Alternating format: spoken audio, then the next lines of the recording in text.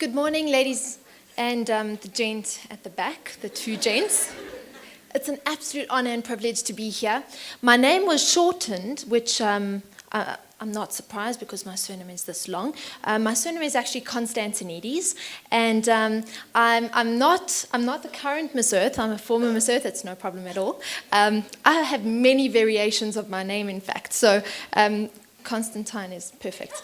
That comes from the Greek royalty of hundreds of years ago, so I really don't mind. It is really, really such a privilege to be here with such an amazing energy in this room, and I thank you for having me here this morning. Before I came up here, when I was really privileged to hear what Lorata had to say, and hear the amazing questions that came from you, I sort of said, okay, well, I'm not really going to come up here and give you the actual speech that I decided to put together for today. And I jotted down a few notes, and these are a few notes of things that I wanted to share with you, coming out of such an amazing, such an inspirational talk.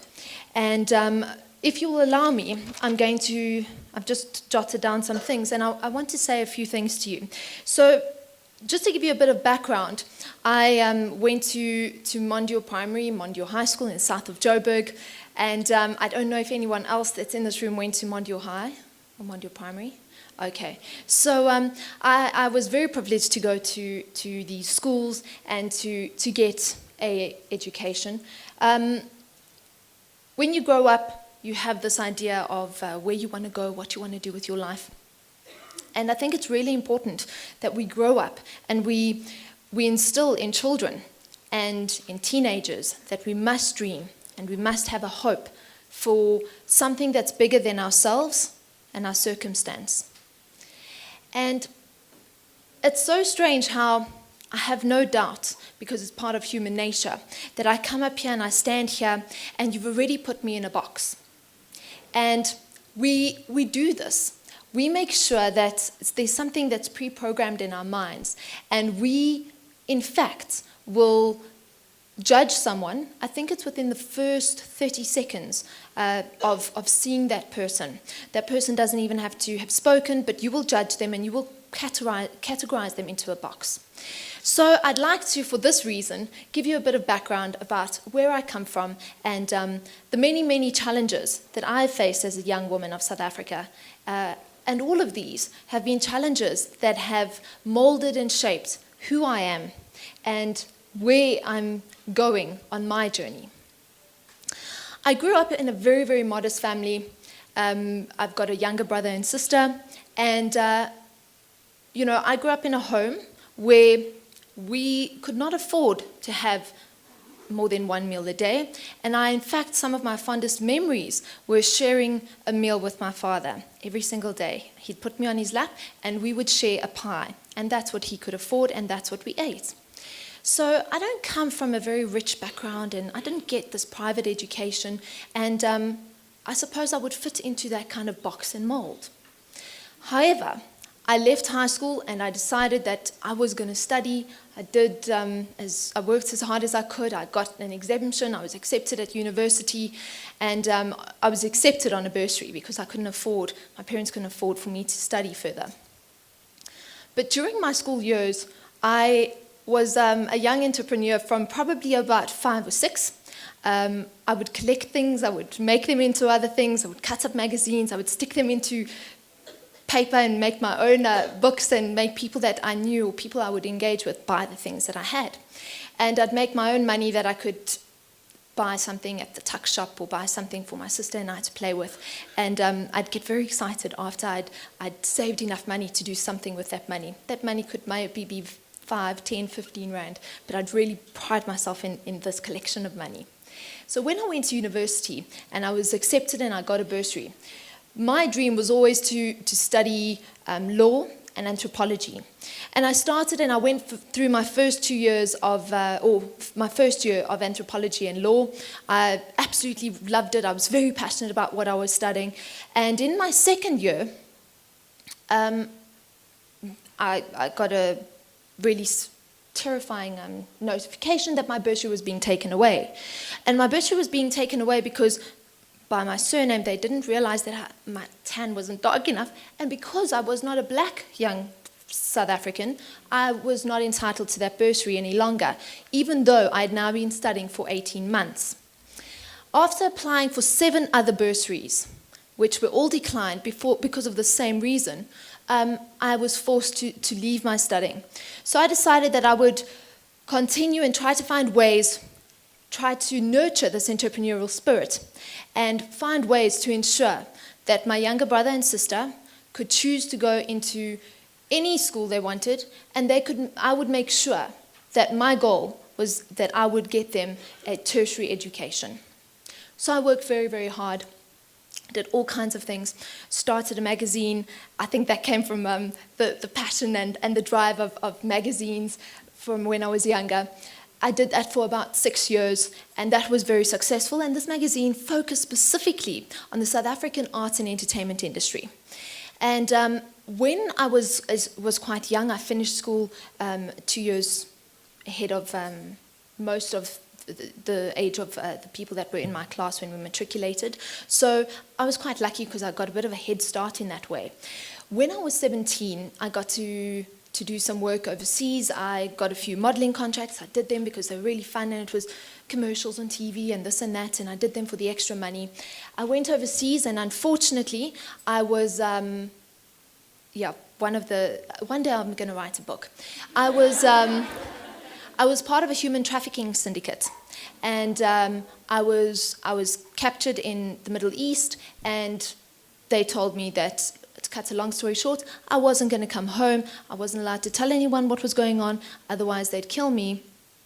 And I need to just accept that I'm now belong to some sheik that I'd never met, and I wasn't going to be brought home. It happened because I arrived at an airport, and this airport was quite a small airport, probably smaller than the size of this room. It was in the Sinai, and after that they told us our passports hadn't been stamped, so we were all illegally in the country, which was true.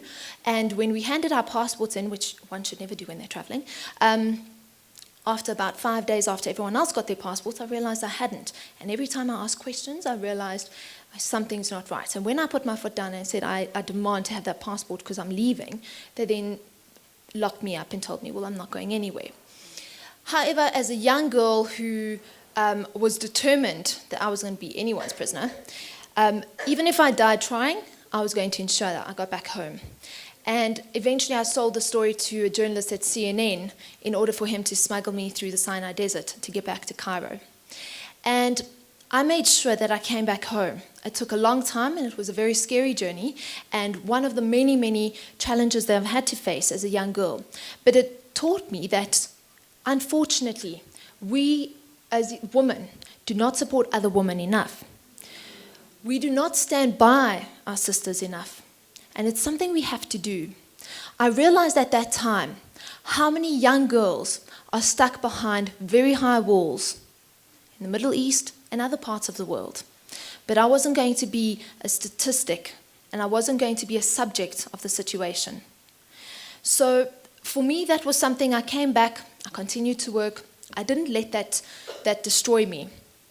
As difficult as it was, emotionally there was a lot to deal with, and mentally there was a lot to deal with, but I was going to ensure that I was going to make a success of who I was and who I wanted to be. Earlier somebody mentioned education. I think it was you in a question. And for me, education is imperative. Even though I could not get a university education, I ensured that I enriched myself with the things that were around me and that I did have access to. Books, news, ensuring that you have a mind that can engage with conversation about global issues, things that are relevant in the news. If you are, as a young woman, sitting in the room with somebody in the, for me, energy and renewable energy and water and all these things are very important. So if you were sitting in the room with somebody of that nature, would you be able to have an opinion? Doesn't matter if it's right or wrong. The point is that you have absorb the information, and you're able to articulate it and have an opinion. And as young women, that's very, very important. We need to educate not only our country, but our continent. We need to ensure that education becomes a societal priority.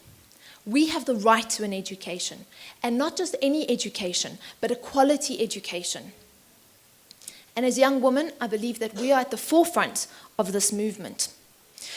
When I had the opportunities to travel overseas, I participated in a competition overseas called Miss Earth, and I was the first Miss Earth South Africa. There wasn't an official program in this country, but when I came back and I was given an opportunity to set up the Miss Earth South Africa program in South Africa, I grabbed it with two hands.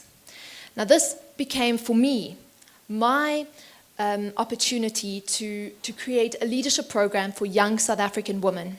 And this is women that are in township areas, rural areas, as well as urban areas. The environment and climate change, for me, I believe that this is one of the biggest challenges that we will face as a generation. And this is our challenge to fight. And it is up to us, if we're going to have a planet and if we're going to have the resources that we take for granted for the next 20, 50, or 100 years. So I set out to develop a program where we'd be able to educate young women and get them actively involved in their communities. Today, the Miss Earth South Africa program is 11 years old, and on Saturday, this Saturday, we will announce our 11th Miss Earth South Africa. And for us, this isn't about a competition. In fact, the girls don't even parade in evening wear or swimwear or anything like that. They're judged on their communication skills. They are judged on their ability to connect with others, with children, with people in the media, with people in government, and how they inspire children and community members. So for me, this is my baby now, and I'm very, very proud that the Miss Earth South Africa program blueprint is one that is now implemented in just under 100 countries around the world. For us, we pride ourselves in making sure that young women understand the important role that they play in society. We often are the head of a household. We're mothers, we're sisters, we're daughters. And we play an influential role within our communities. And it is up to women, young women such as yourself, to make sure that you do something positive. And if each one of you goes back home and is able to inspire or mentor one other young woman, we are building a generation of women who will be very powerful and very strong. And we need to do this in order to move our continent forward. I've been very privileged to work across Africa and recently came back from work that I'm doing in Côte d'Ivoire. And you go to places outside of South Africa and you realize why we have so many other Africans wanting to come into South Africa. South Africa is very much this white picket fence of Africa. Yes, we have problems and we have our own challenges, but the challenges that lie outside of our borders are far greater than you could possibly imagine. We need to make sure that we fix what we have here at home. And we need to pride ourselves in being South African and South African women at such an important part of our history. I may not look black, but I don't believe that I'm not South African. I was born here, my parents were born here, my grandparents were born on this continent. So I'm most certainly as African as the next person. And it is up to me as a young woman to inspire and to motivate other young women and other Africans across our continent. But while we do this, and even though we have Women's Month and Women's Day and all these kinds of things, we have to remember that we need to uplift the male counterpart. Because we cannot be in a place where we have a strong group of women, but they do not have male counterparts who are equal to them in strength, in mindset, and in ability. And the way of the world is that men and women should be equal. So as we uplift ourselves, we must empower the boy child as well. So for us, that's very, very important as part of our work and part of the work we do under the Miss Earth program. Leadership is something that, for me, I believe it is something that it's a place where you allow for an environment that allows other people to be the best that they can be. And obviously the success of true love stems on that very core as well, because it's creating an environment for success.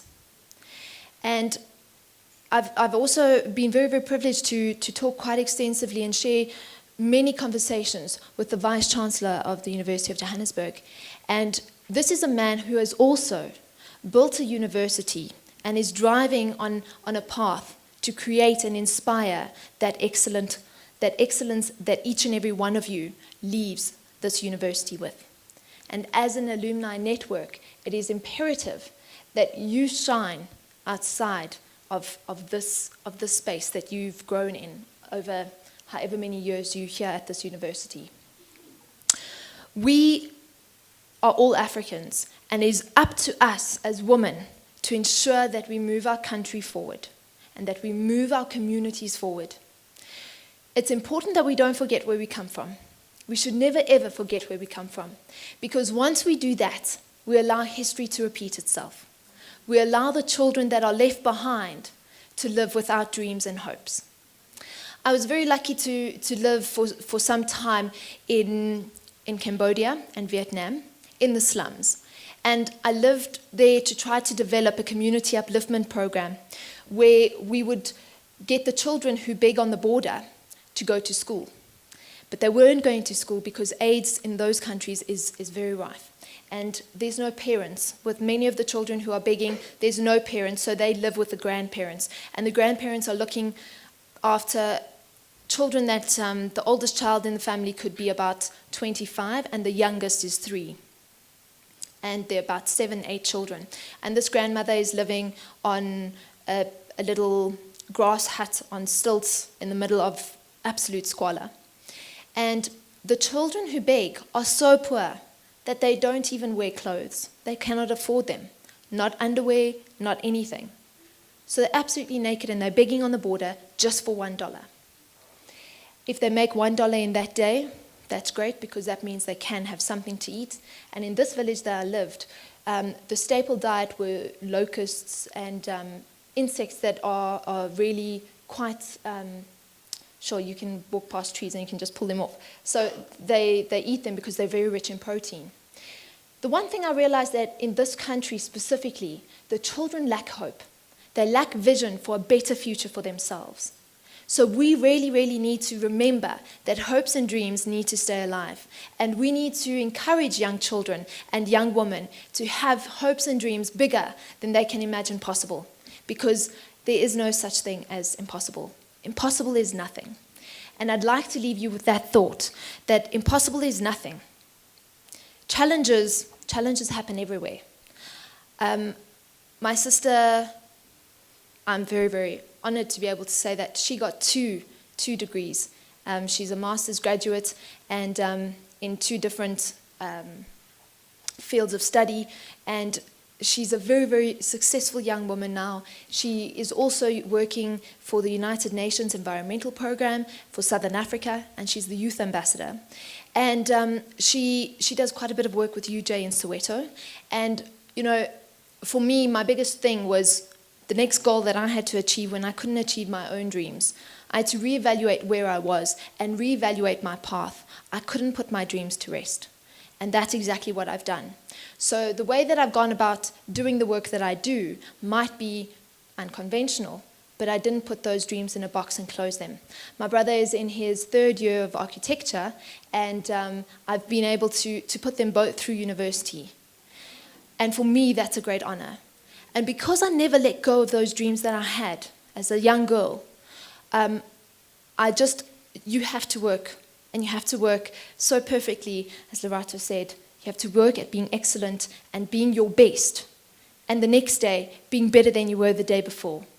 Because that's how you will achieve anything you hope for. Because anything is possible. And, you know, for me, I've had great challenges. And there's not enough time to share them all with you, but one day you can get my book. But, you know, those challenges have just made me who I am. And I'm very, very proud to be who I am. I live just outside of Soweto. And Soweto for me is my backyard. And the next time, those of you who stay there or those of you that visit there, when you go down, I work very, very much in many parts of Soweto. And my biggest thing has been to green Soweto. The trees that you see on the main road going down just before you get to Barra, all those trees on that island, I planted. I think it was about 2,500 trees in 2009. And those trees today provide shade. And those trees today are still there. And for me, that's part of the legacy that one day I will leave. And you need to find what it is that inspires each and every one of you and go out and do that thing. What the world needs is for people to decide what it is that they want to do and what inspires them, and then go out and do that. Because the world needs people who are really oozing with passion, with drive and determination to be all that they can be. Thank you so much once again for allowing me to be in your company today. A room of young women like this is an absolute privilege to be a part of. And I hope that this is a continual thing. When you go back into your own spaces, when you go into the workplace, make sure that you think back to moments like these and you create networks like this within your own space, because it's networks like this that develop and empower women. And we need to remember that we need to be there for our sisters. And that goes in the workplace, at home, in our communities, because women, unfortunately, often pull you down more than a man in the workspace. And we need to build each other and to be the shoulders that we are able to lean on when we need things. And as young women, I have to just put my 5 cents in here. Please make sure that you think of the environmental impacts you have on your family, on your environment. And when you one day have children, look at those things, because they're things that we can do to be better mothers and better caregivers, you know. And there's so many different things. But we need to be more conscious of the environment that we have, and we really, really have to look after it, because we only have one earth. And we only have one chance to be a good mom. So I'm very, very proud. I have a little boy. He's 3 years old. And another challenge in my life, because when he was 5 weeks old, my ex-husband threw us out. And I had absolutely nothing. He wouldn't even give me a nappy or anything for my baby. But, you know, I had to make a very, very difficult decision. You either walk away from things that are not good for you and things that don't grow you and people that do not develop you, or you make a decision to look back in 10, 15 years' time and realize that you were a subject of your own choices and you allowed those situations to happen. So I think it's really important that you all evaluate the people in your life and the people that you allow yourself to be inspired by. They say that we are most like the 5 people that we spend the most time with. And that's an interesting fact. Scary as well. So reevaluate who those 5 people are and remember the power and the special essence that's inside each and every one of you, and make sure that you're the best that you possibly can be. Thank you very much.